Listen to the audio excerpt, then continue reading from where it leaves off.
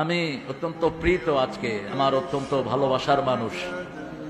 আমি সহি আকীদার লোকদেরকে হৃদয় দিয়ে ভালোবাসি, কারণ সহি ছাড়া কোনো জিনিস আল্লাহর কাছে গ্রহণযোগ্য।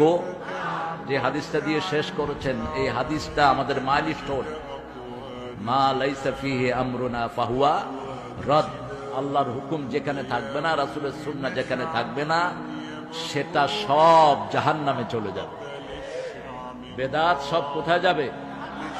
কুল্লু বেদাতিন দলালা।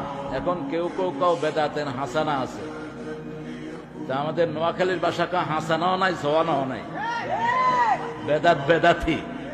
এগুলোকে সব ধরে আল্লাহ জাহান্নামে পাঠিয়ে দিবেন।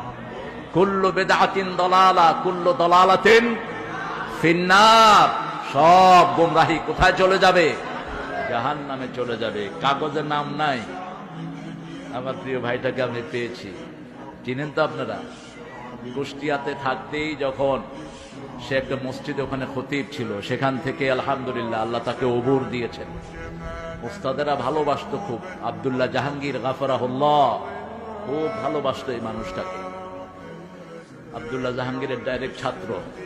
আব্দুল্লাহ জাহাঙ্গীর ভাই আমাকেও খুব ভালোবাসতেন। আমরা একই নসলের মানুষ। আমি কুষ্টিয়াতে যে কোনো মাহফিলের জন্য আসলে বলতাম যে ওস্তাদের রাখবা।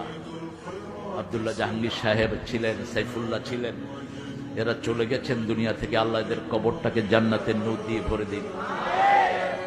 চলে গেছেন আমাদের কোরআনের পাখি, আল্লাহ তার কবরটাকে জান্নাতুল ফেরদাউস বানিয়ে দিন।